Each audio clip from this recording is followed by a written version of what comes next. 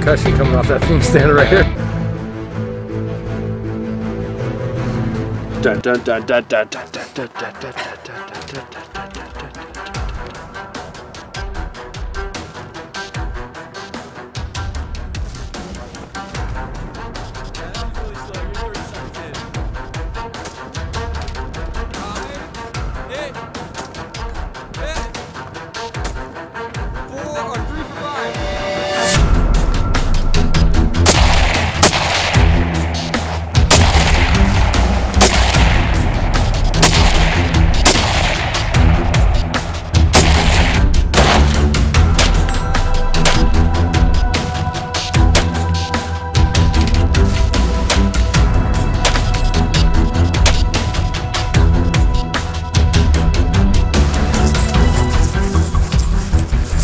Bad guy in the forest.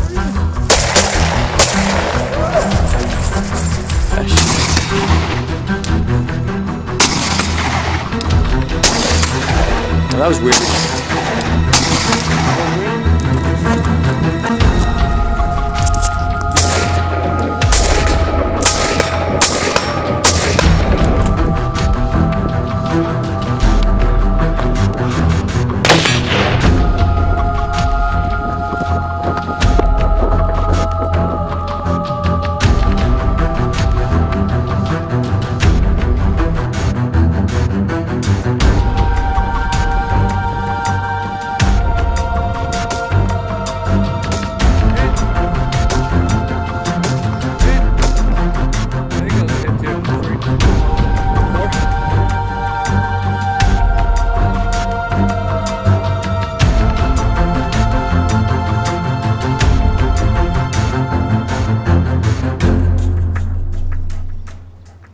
Alright, just to get it out of the way, for you literalists out there, no, this AR is not actually bulletproof, unless you consider birdshot a bullet. I'm talking about the most durable and reliable build I was able to muster up from the enormous library of parts available for the dress-up doll the AR platform is. I wanted a tank of an AR-15 capable of going to hell and back and ready for seconds. It's not a lightweight build, I repeat. Yes, this is not a lightweight build. The parts I selected were selected for their ruggedness. Lightweight has been the rage for a long time now. I understand it, but it's not for every situation. Because physics sometimes dictates that to shed those ounces, it sometimes requires compromising durability. I'm definitely not saying my build is the end-all be-all and that it's impossible to find components that might fit you better. But after endless research and trial and error, these are my current favorite components for a doomsday capable AR. Usually when I set out to make a new build, I'll establish in my mind a minimal requirement for durability. I weigh out what I'm going to use this rifle for, then I go with the lightest and cheapest parts that fall within that category. In this case, I took whatever I felt was going to last the longest and survive the harshest treatment, regardless of price or weight. It did turn into a spendy build, but it's hard to argue that it didn't meet its goal, Chuck Norris-like invulnerability, and ultimately, the weight isn't half bad either. Alright, let's get into the components. I started with the receiver set. Now functionally, there's virtually no difference between a billet or forged receiver if they're built to spec. Aesthetically, a billet receiver allows for more artsy-fartsy curves and edges. Then when it comes to durability, it's generally agreed upon that the forging process increases the strength of a receiver, forcing the metal grain into the same direction and stressing it. That means that, yeah, ounce for ounce, a forged receiver will be a little bit stronger, but with a billet receiver, you can make it thicker and reinforce it in vulnerable areas. I settled on the Sequence Precision billet receivers. They're milled from a solid piece of 70-75 T6 aluminum, tempered to the higher T6 designation with the hardest and highest quality aluminum available to the end user. I think in the end, the extra material probably does give it an edge in durability over a forged receiver, but it does add a little bit of weight. Another nice thing about these billet receivers is you're going to get a nice oversized milled trigger guard. It's going to erase any issues with AR knuckle from the gap of a standard trigger guard. And because of that roomy space, that trapdoor feature really isn't needed for winter shooting. It easily accommodates any gloved fingers, unless of course you're stuck in the 20s and still use mittens or something when you shoot. These things are real smoothly contoured with no rough edges and are even milled in certain areas for reduced weight. And I just love the design and function of the Seeking receiver sets. The Ambi bolt release is money for fast reloads, and their customer service has been excellent and very responsive to me. Really though, you can get great durable receivers both forged and built. It comes down to the material used and what manufacturer you go with. Let's move on to the barrel. This is where you're going to add the most weight. I wanted a relatively thick 18-inch barrel to help optimize that sometimes anemic 5.56 cartridge. I had this one made custom by Black Hole Weaponry in a national match profile with their honeycomb fluting. It's a solid, accurate barrel with a very reasonable weight, especially after the fluting. I went with a 1-in-7 twist to stabilize my heavier projectiles for those medium ranges to take advantage of that 18-inch barrel. I chambered it in 5.56. I did consider the 223 Wild, but 5.56 will give me the best reliability with all ammunition and for any given situation, in line with my goal of durability and reliability. It also just looks freaking cool. Next, I ventured into the gas system. For my bolt carrier here, I went with the JP full mass operating system with the JP enhanced bolt. JP makes excellent stuff, and this carrier is big pimpin' on roller burnished 416 stainless steel. They finish it with their quench polish quench process. It's rock hard with natural lubricity. It really is a shiny, slippery black finish, and it's as practical as it is sexy. Now JP claims this is by far the highest quality carrier on the market, of course, and that you'll feel like your AR is running on ball bearings. They just might be right.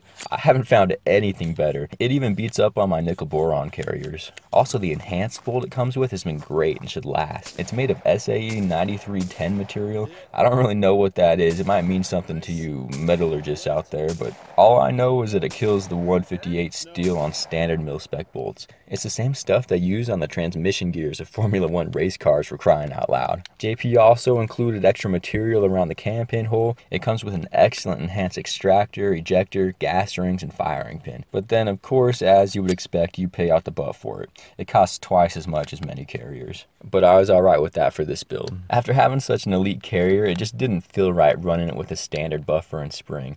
So I stuck with JP. I grabbed their silent capture spring. It's a one-piece unit, and it operates more smoothly and quietly than any springs or buffers I've ever used. It bleeds quality. I have straight up fallen in love with these JP parts. To give me a little bit more control, I went with a low profile adjustable gas block, and this one's from Seekins like my receivers. It allows me to tune my rifle on the fly for best reliability depending on the given situation. I can take it from the softest shooter possible to a gassed up demon fighting machine in a second. I haven't pinned it yet because I've never really had a problem with the gas block coming loose, but that may be something I do in the future. We'll see.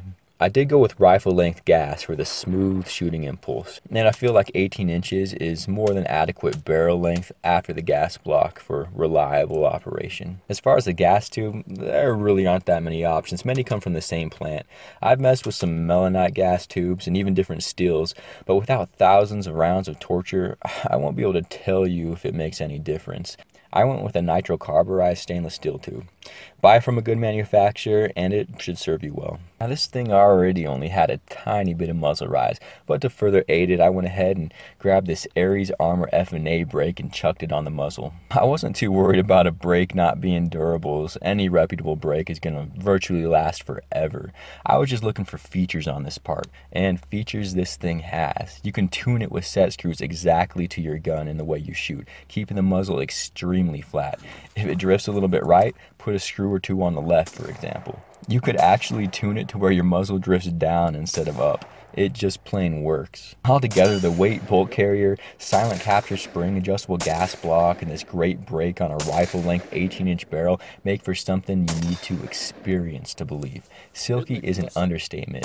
Tuned up properly, this may be the smoothest shooting rifle on which I've ever pulled a trigger. Now back here, I installed the Raptor charging handle. It shreds the competition in my opinion. The quality of construction and ease of ambidextrous use while maintaining a low profile make it my #1 choice over the last several years. Enough said on that. When deciding what handguard I wanted, again I was looking at strength and durability, though I'm not looking for extra unneeded weight either. For that reason, I almost always steer clear of quad rails. I just love modular free flow handguards, whether it be an M-LOK, key mod, or something proprietary like the Troy Alpha rail here. Adding the aluminum Picatinny sections only where I want them is a huge plus. And this Alpha rail is also a much thinner profile and more comfortable, making my shooting grip easier to maintain. Even more importantly, for my purposes again on this rifle, is that it's constructed out of hardened aluminum with stainless steel components, then topped off with a hard coat anodized finish. While this 6061 aluminum isn't quite as hard as the Seekins receiver, it's still tempered to that T6 specification. This thing is thick, solid, and really just feels like you could abuse it to no end. Heavy duty quality is what comes to mind. One little annoying side note with these rails, they do use a standard AR-15 barrel nut, but they don't ship with one. If you're building your AR from the ground up, it can be a pain to track one down, buy it separately, and pay for shipping on such a dumb little part. So I do wish they'd include that. If you're gonna have a failure with your AR, more than likely it's gonna be one of your little internal parts that find themselves frequently in motion. Firing pins, ejectors, extractors, roll pins, and springs. I don't agonize over the particular brands, but I do recommend keeping spares on hand. Get them from a reputable source and you'll be just fine. Also, for durability, I'd probably avoid the titanium firing pins. They're just really light and more brittle. Great for decreasing your lock time for a competition gun, but not ideal for reliability and durability. So besides all those little moving parts, the stock is one of your more likely failure points on an AR-15. Often when slamming it when you're trying to remove a stuck case, or maybe if you're an over-the-top operator, or just a straight-up lunatic, maybe you're busting down doors with your rifle. An A2 just isn't going to cut it for this, and there is a wide range of stocks and stock quality. By far my favorite at this time for durability is the Magpul UBR. Again, this is not cheap, but you get a stock that you can beat like your redheaded stepchild, and it's got great features. It's adjustable to 7 positions with the ability to preset your favorite length. It has a multi-shell construction, locks up as solid as they come, and it does come with an entry-length receiver extension tube.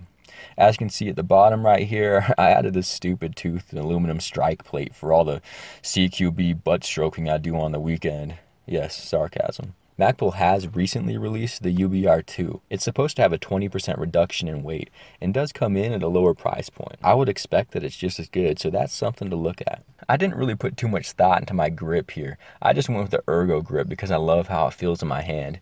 It seems to me that most pistol grips from known companies are of relatively similar durability. If you know of something that clearly outshines the rest, post it in the comments. I'd be interested to find out. For now, this seems as good as any for me, and I've tried a good number of them. My trigger is the Geissele Super Dynamic Enhanced trigger. This thing is light, crisp, and smooth, while still very functional for practical applications. With 2 stages pulling at a total of 4.5 pounds, over travel and reset are short and smooth, and the flat surface for a linear pull no matter where your finger lands, I'm enamored with this thing. It's hard to go wrong with Geissele. Come onto the side here and you see the KNS anti-roll pins. While it's debatable whether your pins will ever rub away enough material to become unsecure, ARs with tens of thousands of rounds can show some damage. These are a simple insurance policy that may not be necessary, but it certainly doesn't hurt to have. Now, an ambidextrous safety selector is always more than worth it to me for the offhand practice. This is the Battle Arms Development Badass Selector, as they call it. It's just that. You can customize it just to your needs. I went with the shorter lever on your offhand side. These are high quality, have great texture, giving your finger easy purchase, and feature a solid responsive click with no dead zone. Then, just because everything else was ambidextrous, I had to make sure my mag release fell in line, because I'm stupid. I went with the Norgon Ambi-Catch mag release. It's real easy to install, adjust, and functions great. It's just strangely expensive for such a small, simple part. The forward assist doesn't matter much. Just stick with what you have if you have a complete AR upper already. I don't know of anyone who's had theirs fail. I tossed on an extended waffle pattern forward assist just for kicks and giggles. The dust cover is also not much of a concern for me. I don't really know of any issues with those besides losing those insanely small, impossible to find once dropped C-clips when installing it. This one is the V7 Weapons Ultralight Ejection Port Door, which I primarily chose for its simple yet slick aesthetics. Down here are the Yankee Hill Easy Pull Extended Pivot and Takedown pins. They're real handy if you have multiple uppers like I do. For a sling, I recommend a 2-point sling. They provide a lot more stability than a single point and don't get overly complicated with a multi-point. Whatever though, just go with your preference. Again, from a good company.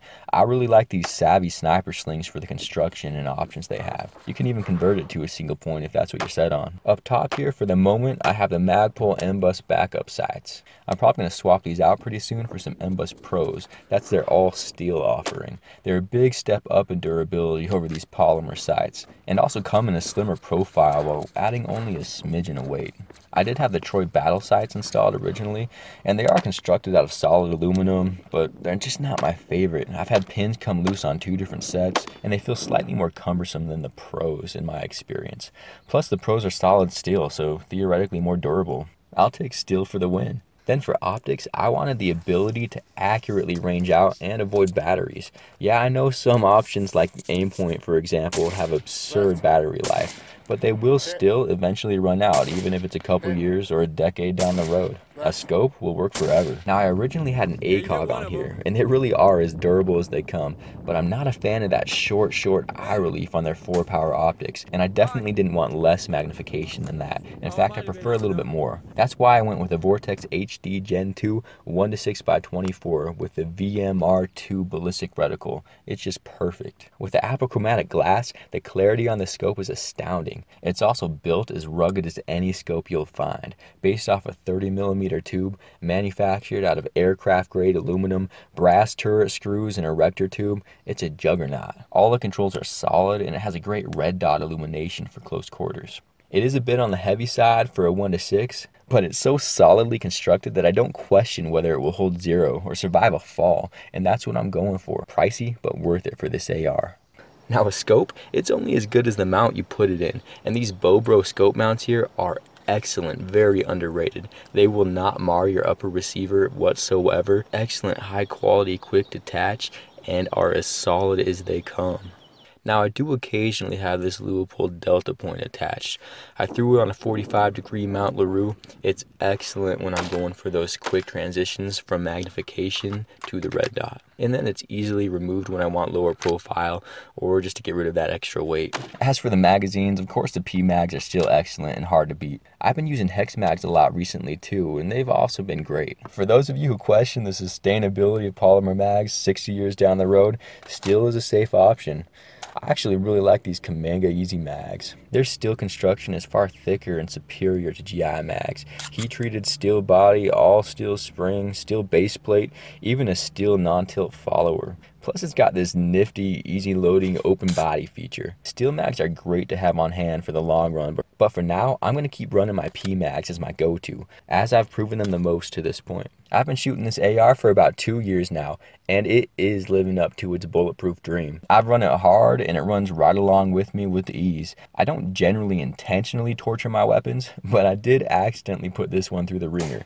Being the idiot that I am, I completely forgot that I had my AR leaning against the bumper of my car and backed right over it with both tires. And all of that force was concentrated right between the handguard and the receiver, an area you definitely don't want to damage. Man, I was sure that I bent or broke something, especially since it was laying on uneven rocks and hard ground. Well, other than a few scuffs and scratches, I can happily say it survived my involuntary torture test with flying colors.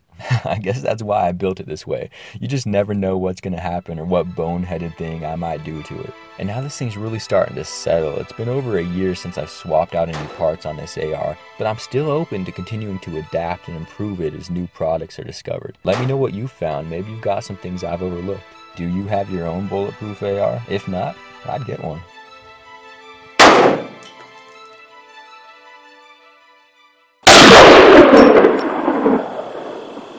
So did you do the drop step or the spin? You know what, heat of the moment, I don't even remember. I think I'm gonna go drop step. I'm a player, I'm a player, I'm a player. Don't hit the player, hit the game, fool. Where did I put my flashlight?